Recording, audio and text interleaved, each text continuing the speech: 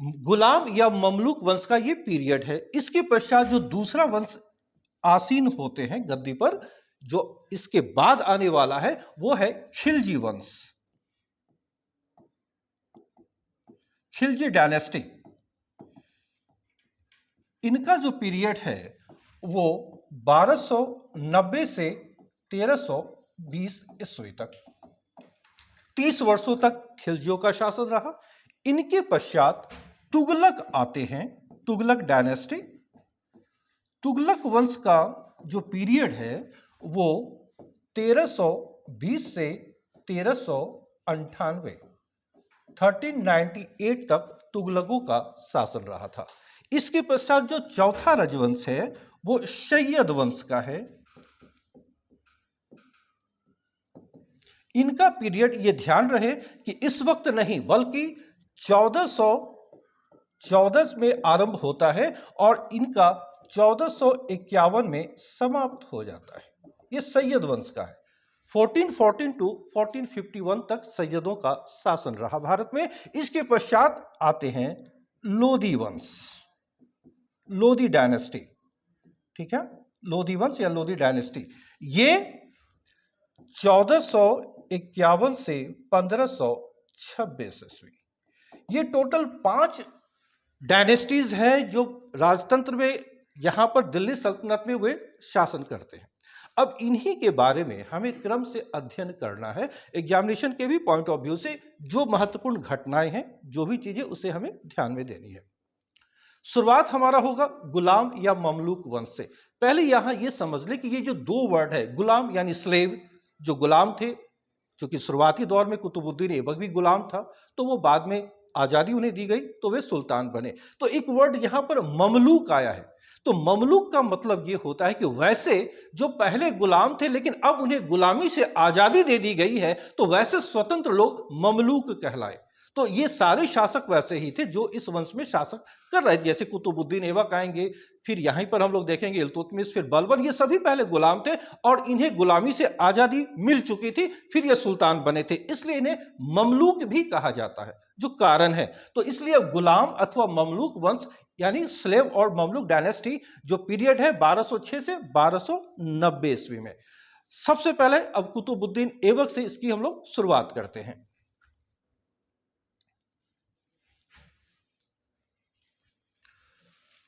कुतुबुद्दीन ऐबक जो slave dynasty गुलाम वंश के पहले शासक हैं। ठीक है,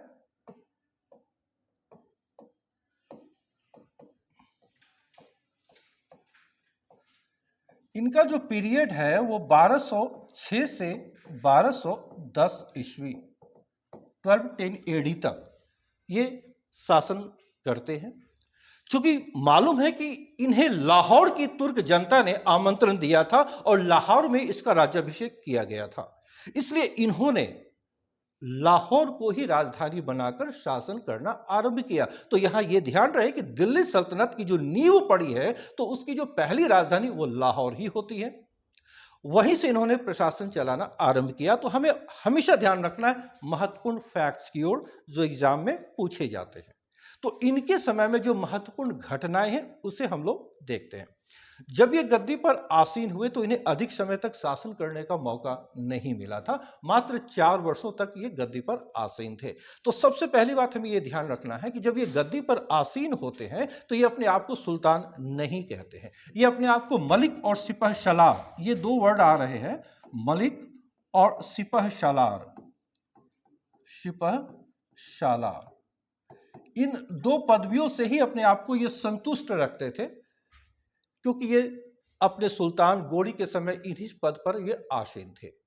इसके समय में 2-3 बातों को हमें ध्यान में रखना है। ये काफी उदार व्यक्ति था, ये हर प्रकार के लोगों से मिलन इसकी जो होती थी, उदारता का परिचय हर जगह देता था और काफी दान भी करता था। इसकी इसी प्रवृत्ति के कारण इसे लाख बख्श भी कहा गया है।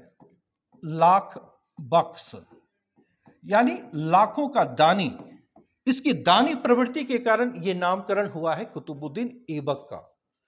फिर इतिहासकार मिनहाज ने अपनी पुस्तक में लिखा है इनके बारे में, क्योंकि ये इतने अधिक दानी थे तो इसके लिए उन्होंने हातिम द्वितीय ये उपाधि इन्हें प्रदान की है, हातिम द्वितीय। इसी को हातिम ताई भी कहा गया है, हातिम ताई, ये याद रखें। ये कुतुबुद्दीन ऐबक के लिए ही यह वर्ड प्रयुक्त किया गया है, इनकी उदारता को ध्यान में रखकर, इनकी दानशीलता को देखते हुए। तो सॉरी, लाख बख्श, लाखों का दानी, हातिम द्वितीय, हातिम ताई, ये तीन वर्ड आप याद रखें। कहा गया है कुतुबुद्दीन ऐबक को उसकी दानी प्रवृत्ति के कारण, दान देने की प्रवृत्ति के कारण। अब इसी के समय में हमें यह ध्यान रखना है कि जो वास्तुकला के क्षेत्र में, निर्माण के क्षेत्र में जो कुछ कार्य हुए हैं, तो पहला, जब ये गद्दी पर आसीन होते हैं तो तीन चीजें इसके समय की आपको याद रखना है। सबसे पहला, इसने दिल्ली में कुव्वत उल इस्लाम मस्जिद का निर्माण करवाया था। कुव्वत उल इस्लाम मस्जिद।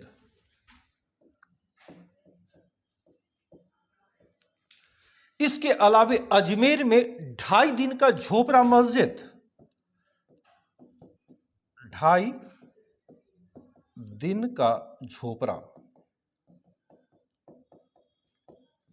अगर आपने पहले का वीडियो देखा होगा पूर्व मध्यकाल से संबंधित, तो इसका निर्माण विग्रहराज चतुर्थ विशलदेव ने करवाया था। एक मंदिर था ये विद्या का, यहां पर पढ़ाई होती थी, एक विद्यालय था जो अजमेर में उसने इसकी स्थापना करवाई थी, जो चौहान शासक थे। वो पहले से बनी हुई इमारत थी, पहले से बना हुआ था, बस इसने यानी कुतुबुद्दीन ऐबक ने इसे मस्जिद में परिवर्तित कर दिया, और इसके समय से यह जो विद्या का मंदिर था, विद्यालय था, वो अब मस्जिद के रूप में जाना जाने लगा। और इसलिए आज भी हम इसे 2.5 दिन का झोपड़ा मस्जिद ही कहते हैं, जो अजमेर में मौजूद है। और इसका निर्माण कह सकते हैं कुतुबुद्दीन ऐबक ने ही किया इस मस्जिद को। इसके अलावे इसने कुतुब मीनार के निर्माण कार्य को आरंभ करवाया था। इसके समय में ही कुतुब मीनार का निर्माण या उसके जो बनाने का जो प्रक्रिया है आरंभ हुई थी, और ये जो क्रिया है ध्यान रहे कि इनके समय में पूरी नहीं हो सकी थी। ये जो निर्माण था, कहा जाता है कि शेख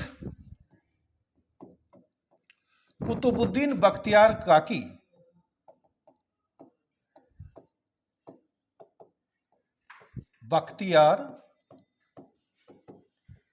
काकी एक सूफी संत हैं, इनके सम्मान में इन्होंने इसका निर्माण आरंभ करवाया था।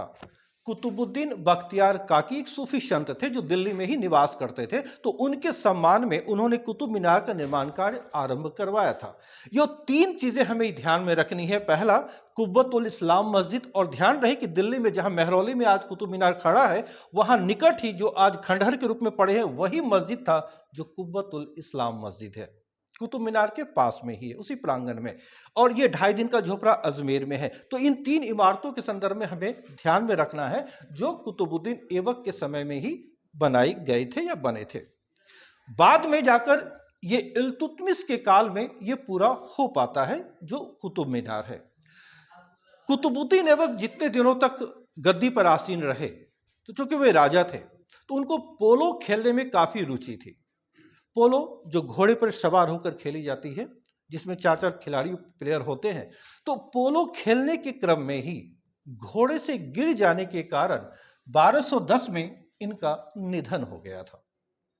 तो कुतुबुद्दीन ऐबक का जब निधन हुआ, तो उस वक्त के जो हालात थे, चूंकि इनका भी अपना कोई पुत्र नहीं था, इन्हें सिर्फ 3 पुत्रियां थी, तो अब पुत्रियों के कारण, चूंकि पुत्र इन्हें था नहीं, तो अब एक समस्या पुनः खड़ी हुई जो गोड़ी की मृत्यु के बाद हुई थी कि अब गद्दी पर आसीन कौन होगा। तो यहां पर हम लोग देखते हैं कि कुतुबुद्दीन ऐबक की मौत के बाद लाहौर की जनता ने एक ऐसे व्यक्ति को गद्दी पर आसीन करता जिसके बारे में विवाद है। आराम शाह वो नाम है, आराम शाह। इसके संदर्भ में कहा जाता है कि ये इनका अवैध पुत्र था, ऐसी बातें कही जाती है। कुछ लोगों का मत है कि ये गोद लिया हुआ था, लेकिन सभी लोग इस पर यकीन नहीं करते, इसलिए कहा जाता है इतिहासकारों के द्वारा यह विवादास्पद पुत्र था जिसे गद्दी पर आसीन कर दिया गया था। और लाहौर की जनता, जो तुर्क जनता थी, उन्होंने इसे गद्दी पर आसीन किया था। अब यह ध्यान रहे कि सभी तुर्क अधिकारी इनसे सहमत नहीं थे, इन्हें गद्दी पर देखना नहीं चाहते थे, क्योंकि उनके विचार में यह वैध पुत्र नहीं था कुतुबुद्दीन ऐबक का। तो यहां पर महत्वपूर्ण भूमिका दिल्ली के लोगों ने, जो दिल्ली में भी तुर्क लोग मौजूद थे, उन्होंने निभाई थी। जब 1206 में वो आसीन हुआ, उनका पीरियड 1210 में समाप्त होता है। लाहौर की जनता ने आराम शाह को बुलाकर अपना सुल्तान घोषित किया, लेकिन दिल्ली की तुर्क जनता इससे बिल्कुल सहमत नहीं थी, इसे अपना सुल्तान मानने को तैयार नहीं थी। अब दिल्ली की जो तुर्क जनता थी, उन्होंने इल्तुतमिश को निमंत्रण या आमंत्रण भेजा कि आप दिल्ली आए। उस वक्त इल्तुतमिश बदायूं का अक्तादार सूबेदार था, सूबेदार कह सकते हैं, अभी अक्तादार इस्तेमाल नहीं कर सकते क्योंकि इल्तुतमिश ने बाद में इसको लागू किया था। एक सूबेदार के पद पे था, प्रांतपति था बदायूं का, जो इल्तुतमिश था, जो कुतुबुद्दीन ऐबक का छोटा दामाद था। इसकी छोटी पुत्री के साथ इल्तुतमिश का विवाह हुआ था। इसलिए दिल्ली की तुर्क जनता ने इल्तुतमिश को निमंत्रण दिया कि आप दिल्ली आए, राजगद्दी संभालें, क्योंकि हम आपको ही अपना सुल्तान मानते हैं। लेकिन लाहौर की जनता ने आराम शाह को गद्दी सौंप चुकी थी। अब प्रश्न यह था कि अगला सुल्तान कौन होगा। बदायूं में निमंत्रण मिलने के बाद इल्तुतमिश दिल्ली की ओर तेजी से आया। यह खबर जब आराम शाह को लाहौर में मिली तो वो भी मार्ग रोकने के लिए चल पड़ा दिल्ली की ओर। दिल्ली के निकट हरियाणा में जड एक स्थान है, JUD लिखे या जड लिखे।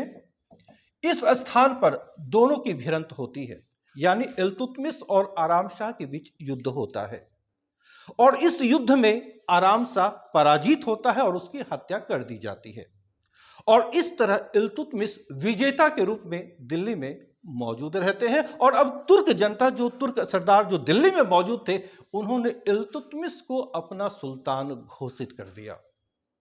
तो ये जो क्रियाएं यहां पर हुई हैं, तो कुतुबुद्दीन ऐबक के बाद कह सकते हैं कि विधिवत जो सुल्तान वो बनते हैं, तो वो इल्तुतमिश का आगमन होता है और दिल्ली में वो गद्दी पर आसीन होते हैं। यहां यह भी ध्यान में रखना है कि अब इल्तुतमिश के समय से राजधानी लाहौर से दिल्ली शिफ्ट कर जाती है, क्योंकि इल्तुतमिश का पूरा प्रशासन दिल्ली से ही संचालित होता है। नेक्स्ट क्लास में यहां से इल्तुतमिश के काल की जो भी महत्वपूर्ण घटनाएं हैं उसकी चर्चा करेंगे और उसके पश्चात आगे इतिहास को बढ़ाते चलेंगे।